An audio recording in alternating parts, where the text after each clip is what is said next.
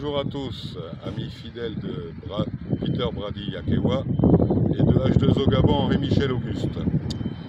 On a déjà un peu commencé, on va attaquer sous le thème Peur sur la ville. On a déjà fait une partie sur les cuves en plein centre-ville. Et là nous allons aborder le problème climatique. Le réchauffement climatique augmente la taille des océans. C'est une réalité. Et ils vont faire que monter, sans arrêt, sans arrêt. Ce réchauffement climatique va entraîner aussi des changements climatiques. Et d'ailleurs, on en voit les effets maintenant de plus en plus souvent. Les canicules, les inondations, les ceci, les cela, c'est un fait avéré. Même si pour l'instant, la majorité de nos dirigeants dans le monde ne veulent pas prendre la bonne décision. Il faut qu'on agisse, il faut qu'on arrête d'avoir cette inaction climatique. C'est un péril pour l'humanité. C'est pas uniquement que pour le Gabon, c'est pour l'humanité.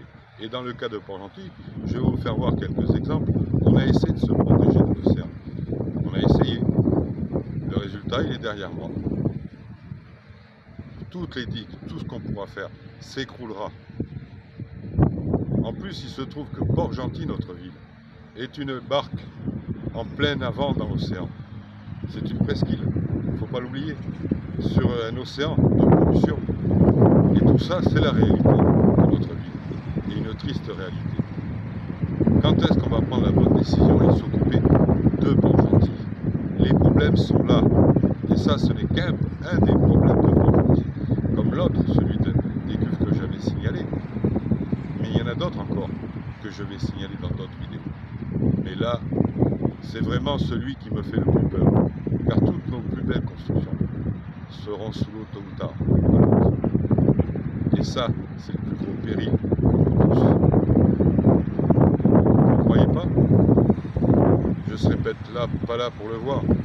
Car bon, je fais partie des seniors, mais par contre, je serai un de ceux qui l'aura signalé, malgré que quelque part, je suis aussi responsable que tout le monde. Nous sommes tous responsables. Si on faisait ce qu'il fallait pour faire bouger nos gouvernants, ce n'est pas la responsabilité du Gabon ce qui se passe. C'est la responsabilité de 20 à 30% des pays industrialisés. Mais ça, c'était avant. Maintenant, on commence tous à s'industrialiser. Quand vous imaginez que l'Afrique, qu'on disait le premier poumon de la Terre, arrive à peine actuellement à équilibrer. Il produit autant de pollution de CO2 qu'il arrive à en capter.